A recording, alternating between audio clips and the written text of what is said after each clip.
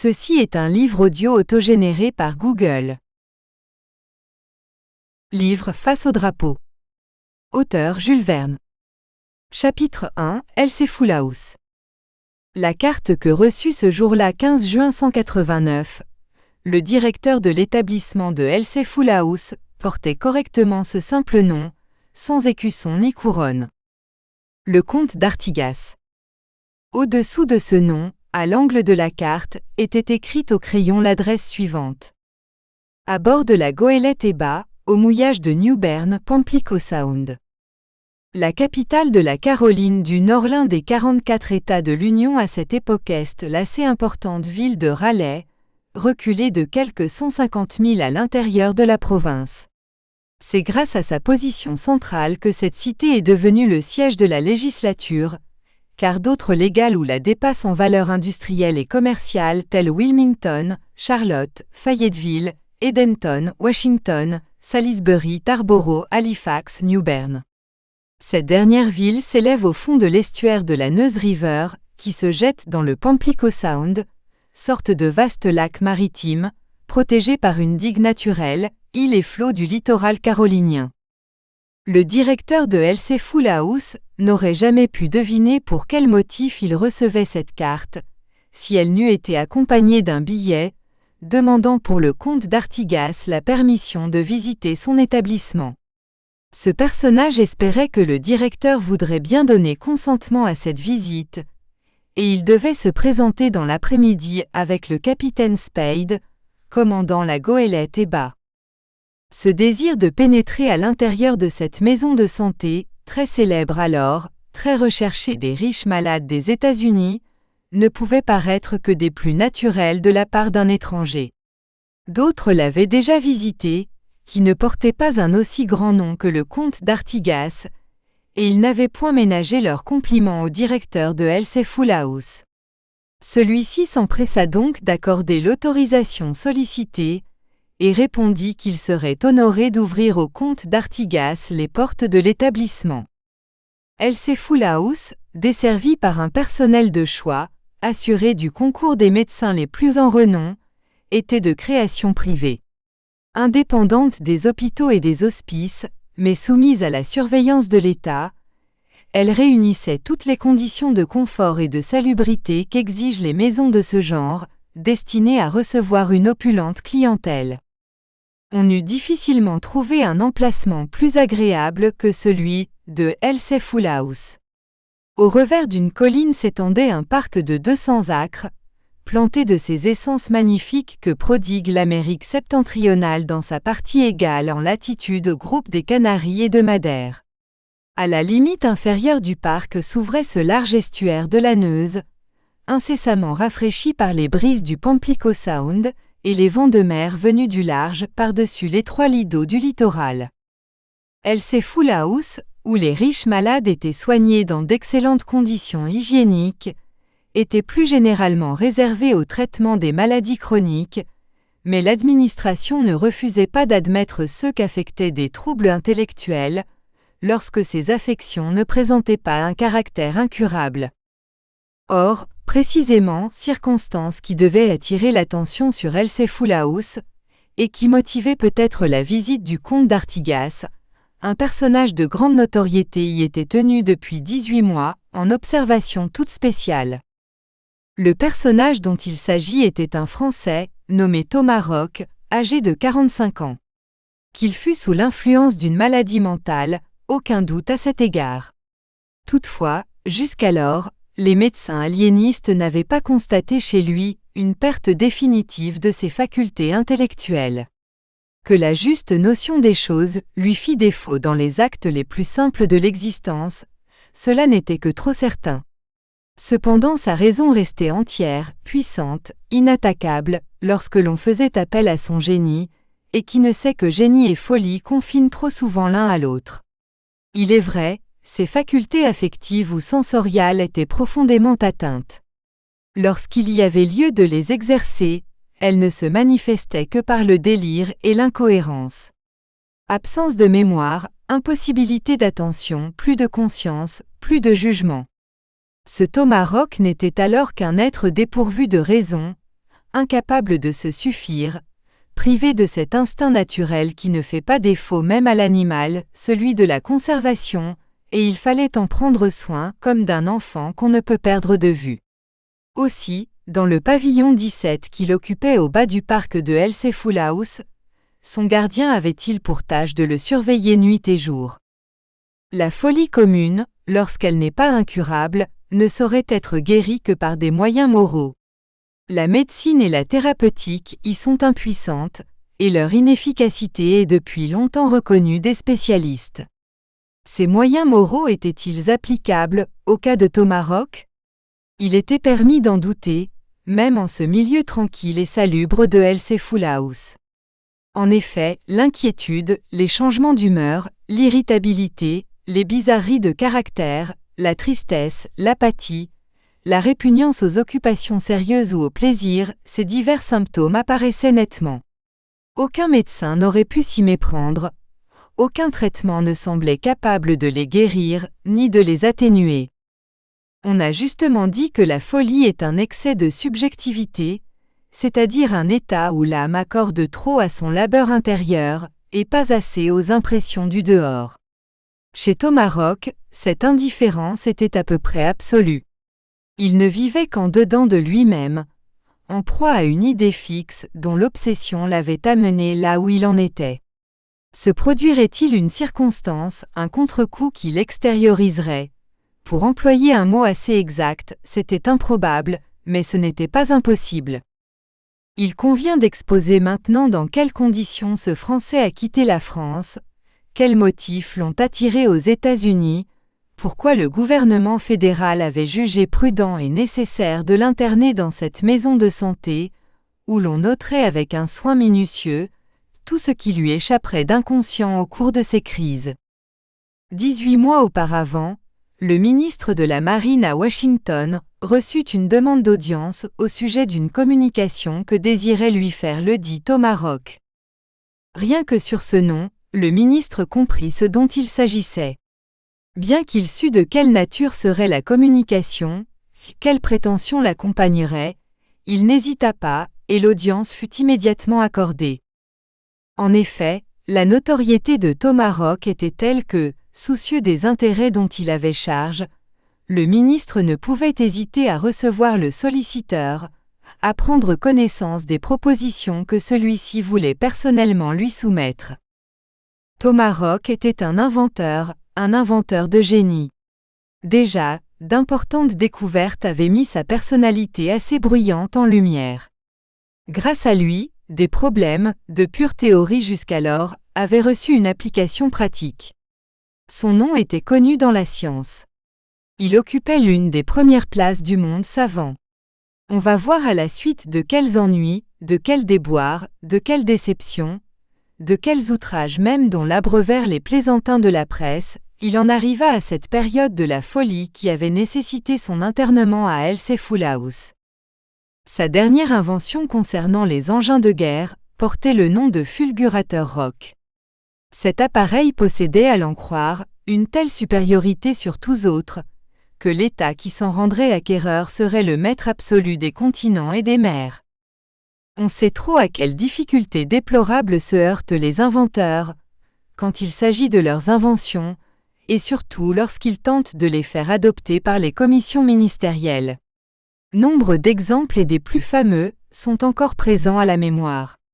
Il est inutile d'insister sur ce point, car ces sortes d'affaires présentent parfois des dessous difficiles à éclaircir. Toutefois, en ce qui concerne Tomahawk, il est juste d'avouer que, comme la plupart de ses prédécesseurs, il émettait des prétentions si excessives, il cotait la valeur de son nouvel engin à des prix si inabordables, qu'il devenait à peu près impossible de traiter avec lui. Cela tenait, il faut le noter aussi, à ce que déjà, à propos d'inventions précédentes dont l'application fut féconde en résultats, il s'était vu exploiter avec une rare audace. N'ayant pu en retirer le bénéfice qu'il devait équitablement attendre, son humeur avait commencé à s'aigrir. Devenu défiant, il prétendait ne se livrer qu'à bon escient, imposer des conditions peut-être inacceptables, être cru sur parole, et dans tous les cas, il demandait une somme d'argent si considérable même avant toute expérience, que de telles exigences parurent inadmissibles. En premier lieu, ce Français offrit le fulgurateur Rock à la France. Il fit connaître à la commission ayant qualité pour recevoir sa communication, en quoi elle consistait. Il s'agissait d'une sorte d'engin autopropulsif, de fabrication toute spéciale, chargé avec un explosif composé de substances nouvelles, et qui ne produisait son effet que sous l'action d'un déflagrateur nouveau aussi. Lorsque cet engin, de quelque manière qu'il eût été envoyé, éclatait, non point en frappant le but visé, mais à la distance de quelques centaines de mètres, son action sur les couches atmosphériques était si énorme que toute construction, fort détachée ou navire de guerre, devait être anéantie sur une zone de 10 000 mètres carrés. Tel était le principe du boulet lancé par le canon pneumatique Zalinski, déjà expérimenté à cette époque, mais avec des résultats à tout le moins centuplés. Si donc l'invention de Tomahawk possédait cette puissance, c'était la supériorité offensive ou défensive assurée à son pays. Toutefois l'inventeur n'exagérait-il pas, bien qu'il eût fait ses preuves à propos d'autres engins de sa façon et d'un rendement incontestable. Des expériences pouvaient seules le démontrer. Or, précisément, il prétendait ne consentir à ces expériences qu'après avoir touché les millions, auxquels il évaluait la valeur de son fulgurateur. Il est certain qu'une sorte de déséquilibrement s'était alors produit dans les facultés intellectuelles de Tomahawk. Il n'avait plus l'entière possession de sa cérébralité. On le sentait engagé sur une voie qui le conduirait graduellement à la folie définitive. Traité dans les conditions qu'il voulait imposer, nul gouvernement n'aurait pu y condescendre. La Commission française dut rompre tout pourparler, et les journaux, même ceux de l'opposition radicale, durent reconnaître qu'il était difficile de donner suite à cette affaire. Les propositions de Tomahawk furent rejetées, sans qu'on eût à craindre d'ailleurs qu'un autre État pût consentir à les accueillir. Avec cet excès de subjectivité qui ne cessa de s'accroître dans l'âme si profondément bouleversée de Tomahawk, on ne s'étonnera pas que la corde du patriotisme, peu à peu détendue, eût fini par ne plus vibrer. Il faut le répéter pour l'honneur de la nature humaine, Tomahawk était à cette heure frappé d'inconscience. Il ne se survivait intact que dans ce qui se rapportait directement à son invention. Là-dessus, il n'avait rien perdu de sa puissance géniale. Mais en tout ce qui concernait les détails les plus ordinaires de l'existence, son affaissement moral s'accentuait chaque jour et lui enlevait la complète responsabilité de ses actes. Tomahawk fut donc éconduit. Peut-être alors eût-il convenu d'empêcher qu'il portât son invention autre part, on ne le fit pas, et ce fut un tort. Ce qui devait arriver, arriva. Sous une irritabilité croissante, les sentiments de patriotisme, qui sont de l'essence même du citoyen, lequel avant de s'appartenir appartient à son pays, ces sentiments s'éteignirent dans l'âme de l'inventeur déçu. Il songea aux autres nations, il franchit la frontière, il oublia l'inoubliable passé, il offrit le fulgurateur à l'Allemagne. Là, dès qu'il sut quelles étaient les exorbitantes prétentions de Tomahawk, le gouvernement refusa de recevoir sa communication. Au surplus, la guerre venait de mettre à l'étude la fabrication d'un nouvel engin balistique et crut pouvoir dédaigner celui de l'inventeur français. Alors, chez celui-ci, la colère se doubla de haine, une haine d'instinct contre l'humanité, surtout après que ses démarches eurent échoué vis-à-vis du Conseil de l'Amirauté de la Grande-Bretagne. Comme les Anglais sont des gens pratiques, ils ne repoussèrent pas tout d'abord Tomahawk, ils le tâtèrent, ils le circonvinrent. Tomahawk ne voulut rien entendre. Son secret valait des millions, il obtiendrait ces millions, ou l'on n'aurait pas son secret. L'Amirauté finit par rompre avec lui.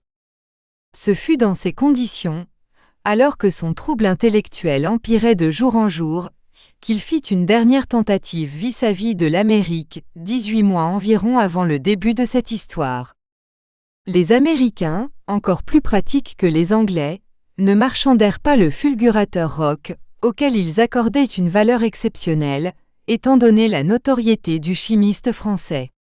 Avec raison, ils le tenaient pour un homme de génie, et prirent des mesures justifiées par son état quitte à l'indemniser plus tard, dans une équitable proportion. Comme Thomas Rock donnait des preuves trop visibles d'aliénation mentale, l'administration, dans l'intérêt même de son invention, jugea opportun de l'enfermer. On le sait, ce n'est point au fond d'un hospice de fous que fut conduit Thomas Rock, mais à l'établissement de Healthful House, qui offrait toute garantie pour le traitement de sa maladie. Et cependant, bien que les soins les plus attentifs ne lui eussent point manqué, le but n'avait pas été atteint jusqu'à ce jour. Encore une fois, il y a lieu d'insister sur ce point, c'est que Thomas Rock, si inconscient qu'il fût, se ressaisissait lorsqu'on le remettait sur le champ de ses découvertes. Il s'animait, il parlait avec la fermeté d'un homme qui est sûr de lui, avec une autorité qui imposait. Dans le feu de son éloquence, il décrivait les qualités merveilleuses de son fulgurateur, les effets vraiment extraordinaires qui en résulteraient. Quant à la nature de l'explosif et du déflagrateur, les éléments qui le composaient, leur fabrication, le tour de main qu'elle nécessitait, il se retranchait dans une réserve dont rien n'avait pu le faire sortir. Une ou deux fois, au plus fort d'une crise, on eut lieu de croire que son secret allait lui échapper, et toutes les précautions avaient été prises, ce fut en vain. Si Thomas Rock ne possédait même plus le sentiment de sa propre conservation, du moins s'assurait-il la conservation de sa découverte. Le pavillon 17 du parc de Healthful House était entouré d'un jardin, ceint de haies vives, dans lequel Thomas Rock pouvait se promener sous la surveillance de son gardien. Ce gardien occupait le même pavillon que lui, couché dans la même chambre, l'observait nuit et jour, ne le quittait jamais d'une heure. Il épiait ses moindres paroles, au cours des hallucinations qui se produisaient généralement dans l'état intermédiaire entre la veille et le sommeil. Il l'écoutait jusque dans ses rêves. Ce gardien se nommait Guédon. Peu de temps après la séquestration de Thomas Rock, ayant appris que l'on cherchait un surveillant qui parlât couramment la langue de l'inventeur, il s'était présenté à Healthful House et avait été accepté en qualité de gardien du nouveau pensionnaire. En réalité, ce prétendu Guédon était un ingénieur français nommé Simon Hart, depuis plusieurs années au service d'une société de produits chimiques établie dans le New Jersey. Simon Hart, âgé de 40 ans, avait le front large, marqué du pli de l'observateur, l'attitude résolue qui dénotait l'énergie jointe à la ténacité. Très versé dans ces diverses questions auxquelles se rattachait le perfectionnement de l'armement moderne, ses inventions de nature à en modifier la valeur, Simon Hart connaissait tout ce qui s'était fait en matière d'explosifs, dont on comptait plus de 1100 à cette époque, et il n'en était plus à apprécier un homme tel que Thomas Rock. Croyant à la puissance de son fulgurateur, il ne doutait pas qu'il fût en possession d'un engin capable de changer les conditions de la guerre sur terre et sur mer, soit pour l'offensive, soit pour la défensive. Il savait que la folie avait respecté en lui l'homme de science, que dans ce cerveau, en partie frappé, brillait encore une clarté et une flamme, la flamme du génie. Alors il eut cette pensée, c'est que si pendant ces crises, son secret se révélait, cette invention d'un Français profiterait à un autre pays que la France. Son parti fut pris de s'offrir comme gardien de Thomas Rock, en se donnant pour un Américain très exercé à l'emploi de la langue française. Il prétexta un voyage en Europe, il donna sa démission, il changea de nom. Bref, heureusement servi par les circonstances, la proposition qu'il fit fut acceptée, et voilà comment depuis 15 mois, Simon Hart remplissait près du pensionnaire de Healthful House l'office de surveillant. Cette résolution témoignait d'un dévouement rare, d'un noble patriotisme, car il s'agissait d'un service pénible pour un homme de la classe et de l'éducation de Simon Hart. Mais qu'on ne l'oublie pas, l'ingénieur n'entendait en aucune façon dépouiller Thomas Rock s'il parvenait à surprendre son invention, et celui-ci en aurait le légitime bénéfice. Or depuis 15 mois, Simon Hart, ou plutôt Guédon, vivait ainsi près de ce dément, observant, guettant, interrogeant même, sans avoir rien gagné. D'ailleurs, il était plus que jamais convaincu de l'importance de la découverte de Thomas Rock. Aussi, ce qu'il craignait par-dessus tout, c'était que la folie partielle de ce pensionnaire dégénérât en folie générale, ou qu'une crise suprême anéantît son secret avec lui. Telle était la situation de Simon Hart. Telle était la mission à laquelle il se sacrifiait tout entier dans l'intérêt de son pays. Cependant, malgré tant de déceptions et de déboires, la santé de Thomas Rock n'était pas compromise, grâce à sa constitution vigoureuse. La nervosité de son tempérament lui avait permis de résister à ces multiples causes destructives. De taille moyenne, la tête puissante, le front largement dégagé, le crâne volumineux, les cheveux grisonnants, l'œil hagard parfois, mais vif, fixe, impérieux, lorsque sa pensée dominante y faisait briller un éclair, une moustache épaisse sous un nez aux ailes palpitantes, une bouche aux lèvres serrées, comme si elle se fermait pour ne pas laisser échapper un secret, la physionomie pensive, l'attitude d'un homme qui a longtemps lutté et qui est résolu à lutter encore, tel était l'inventeur Thomas Rock, enfermé dans un des pavillons de L.C. Full House, n'ayant peut-être pas conscience de cette séquestration, et confié à la surveillance de l'ingénieur Simon Hart, devenu le gardien guédon. Fin du chapitre 1. Chapitre 2, le comte d'Artigas. Au juste, qui était ce comte d'Artigas? Un Espagnol? En somme, son nom semblait l'indiquer. Toutefois, au tableau d'arrière de sa goélette se détachait en lettres d'or le nom d'Eba, et celui-là est de pure origine norvégienne. Et si l'on eût demandé à ce personnage comme s'appelait le capitaine de l'Eba, Spade, aurait-il répondu, et Effronda son maître d'équipage, et Hélin son maître-coq, tous noms singulièrement disparates, qui indiquaient des nationalités très différentes. Pouvait-on déduire quelque hypothèse plausible, du type que présentait le comte d'Artigas? Difficilement. Si la coloration de sa peau, sa chevelure très noire, la grâce de son attitude dénonçaient une origine espagnole, l'ensemble de sa personne n'offrait point ces caractères de race qui sont spéciaux aux natifs de la péninsule ibérique. C'était un homme d'une taille au-dessus de la moyenne, très robustement constitué, âgé de 45 ans au plus. Avec sa démarche calme et hautaine, il ressemblait à quelques seigneurs hindous, auxquels se fût mêlé le sang des superbes types de la Malaisie. S'il n'était pas de complexion froide, du moins s'attachait-il à paraître tel avec son geste impérieux, sa parole brève. Quant à la langue dont son équipage et lui se servaient, c'était un de ces idiomes qui ont cours dans les îles de l'océan Indien et des mers environnantes. Il est vrai, lorsque ses excursions maritimes l'amenaient sur le littoral de l'Ancien ou du Nouveau Monde, il s'exprimait avec une remarquable facilité en anglais, ne trahissant que par un léger accent son origine étrangère. Ce qu'avait été le passé du comte d'Artigas, les diverses péripéties d'une existence des plus mystérieuses, ce qu'était son présent, de quelle source sortait sa fortune évidemment considérable puisqu'elle lui permettait de vivre en fastueux gentleman, en quel endroit se trouvait sa résidence habituelle, tout au moins quel était le port d'attache de sa goélette, personne ne l'eût pu dire, et personne ne se fût hasardé à l'interroger sur ce point, tant il se montrait peu communicatif. Il ne semblait pas homme à se compromettre dans une interview, même au profit des reporters américains. Ce que l'on savait de lui, c'était uniquement ce que disaient les journaux, lorsqu'ils signalaient la présence de L-Baeba en quelque port, et en particulier, ceux de la côte orientale des États-Unis. Là, en effet, la goélette venait, presque à époque fixe, s'approvisionner de tout ce qui est indispensable aux besoins d'une longue navigation. Non seulement elle se ravitaillait en provisions de bouche, farine, biscuits, conserves, viande sèche et viande fraîche, bœufs et moutons sur pied, vin, bière et boissons alcooliques, mais aussi en vêtements, ustensiles, objets de luxe et de nécessaire, le tout payé de haut prix, soit en dollars, soit en guinées ou autres monnaies de diverses provenances. Il suit de là que, si l'on ne savait rien de la vie privée du comte d'Artigas, il n'en était pas moins fort connu dans les divers ports du littoral américain, depuis ceux de la presqu'île floridienne jusqu'à ceux de la Nouvelle-Angleterre.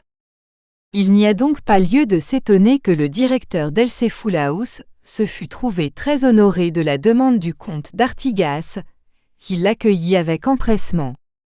C'était la première fois que la goélette Eba relâchait au port de New Bern.